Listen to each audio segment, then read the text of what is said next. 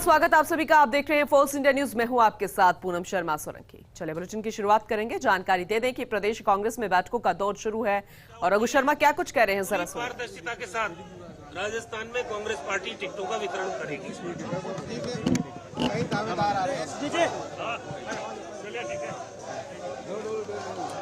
तो कांग्रेस में बैठकों का दौर लगातार जारी है, एक्टिव मोड में नजर आ रही है। वॉर रूम स्क्रीनिंग कमेटी के बैठक दिग्गज पहुंच रहे हैं और इस बीच आपने रघु शर्मा को भी सुना। पूरी बाइट जो है वो आप तक पहुंचाएंगे, लेकिन ये डिटेल आप तक पहुंचा दें क्योंकि वॉर रूम में स्क्रीनिंग कमेटी की बैठक है। गौरव गोगोई, पीसीसी चीफ डोटासरा समेत कई दिग्गज वॉर रूम में पहुंच चुके हैं। कमेटी के अध्यक्ष गौरव गोगोई विभिन्न संभागों के नेताओं से फीडबैक लेंगे। अजमेर, बीकानेर, सीकर, जयपुर संभाग के नेताओं से संवाद का कार्यक्रम है। 1-to-1 चर्चा होगी, फीडबैक लिया जाएगा। वहीं मुख्यमंत्री अशोक गहलोत और पीसीसी चीफ गोविंद सिंह डोटासरा से भी मिलने का कार्यक्रम है। तो बेहद खास ये बैठक, हालांकि ये दौर तो पहले से शुरू हो चुका था। वॉर रूम की बैठकों का सिलसिला भी लगातार जारी है और महामंथन जो है वो कंटिन्यू चल रहा है। ऐसे में अब भी दिग्गज जो है वॉर रूम में जुटना शुरू हो चुके हैं। ब्यूरो चीफ नरेश शर्मा जी हमारे साथ जुड़ गए हैं, उनका रुख करेंगे। नरेश जी, डिटेल दीजिएगा, अभी तक कौन कौन पहुंच चुका है और आज की तस्वीर जो है वो क्या कहेगी? महामंथन तो लगातार जारी है।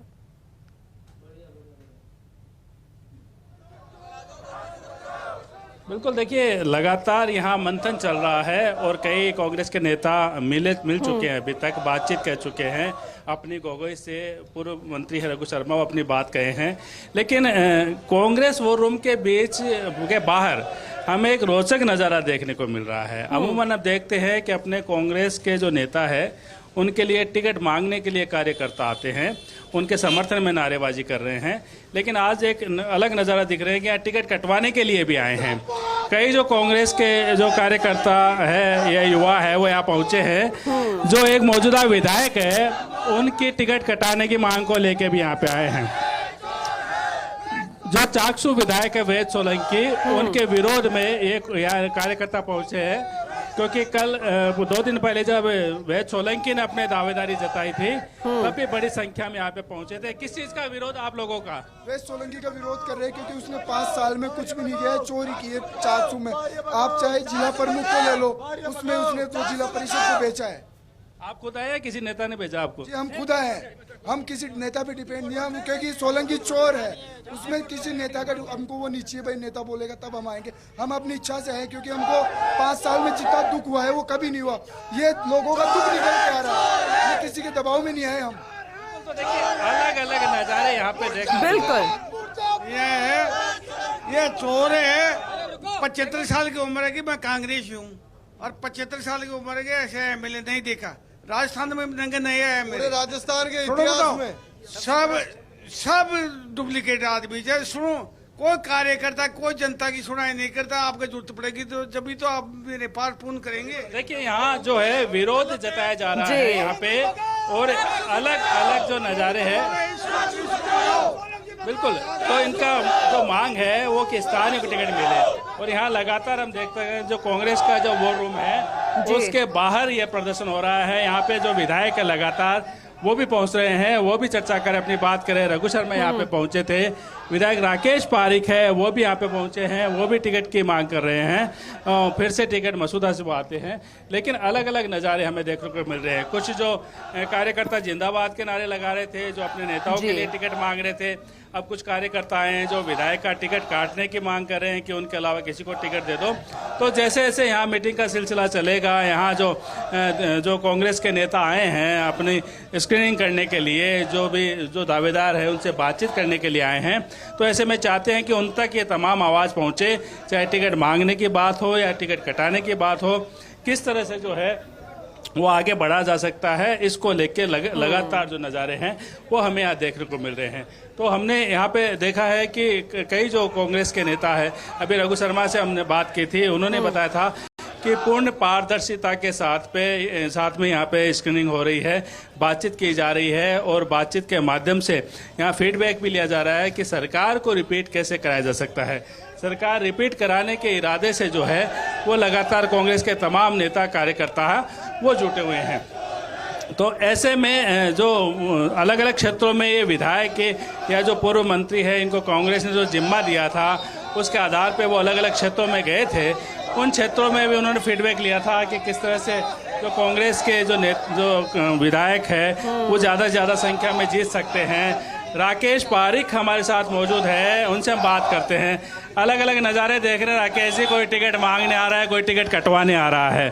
क्या लगता है जो इस तरह का जो एक माहौल बना है कांग्रेस की जीत, उसमें किस तरह से दिखती है आपको? देखो, इस माहौल से लगता है कि कांग्रेस को जनता चाह रही है।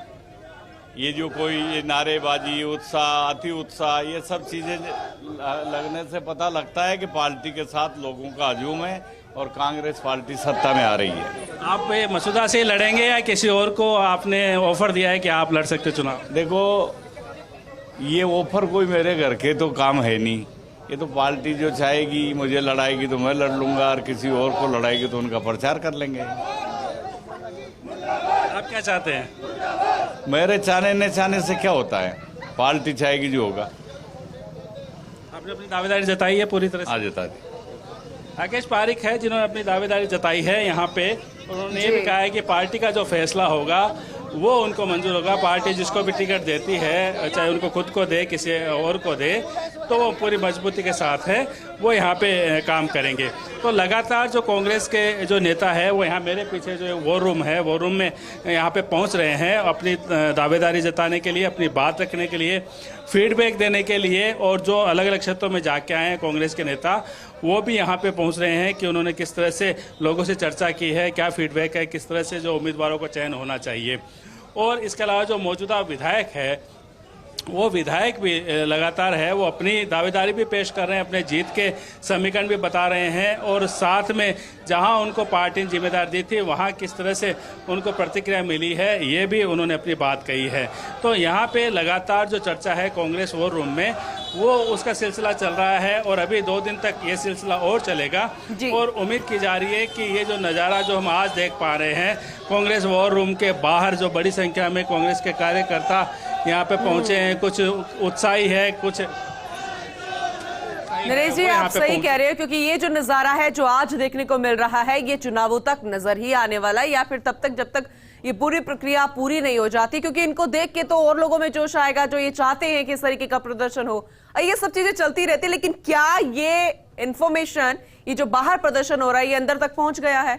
जाहिर सी बात है पहुंच गया होगा, लेकिन क्या रिएक्शंस भी मिलेंगे इसे लेकर?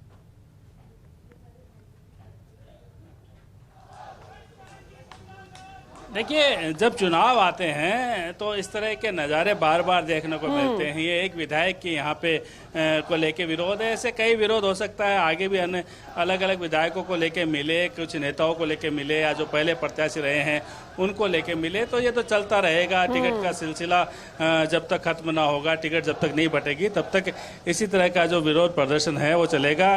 लगातार जहाँ विरोध है वहाँ कुछ टिकट मांगने वाले भी आएंगे। तो ये नज़ारे हम लगातार देखते आए हैं, जब जब टिकट की बात चली है, जब जब जो है वो दावे किए गए हैं। क्योंकि जब दिल्ली से नेता आते हैं, आला कमान के भेजे नेता आते हैं, और जब दावेदारों से मिलते हैं और साथ में अलग अलग फीडबैक लेते हैं, तो ये चाहते हैं बाहर जो कार्यकर्ता होते हैं कि उनकी बात भी लगातार भी जाए, और वो भी थोड़े से दिख जाए जो जमीनी कार्यकर्ता होते हैं, जो लगातार 5 साल मेहनत करते हैं। नरेश जी आपका मैं रुक करूंगी, बहुत शुक्रिया फिलहाल जानकारी देने के लिए।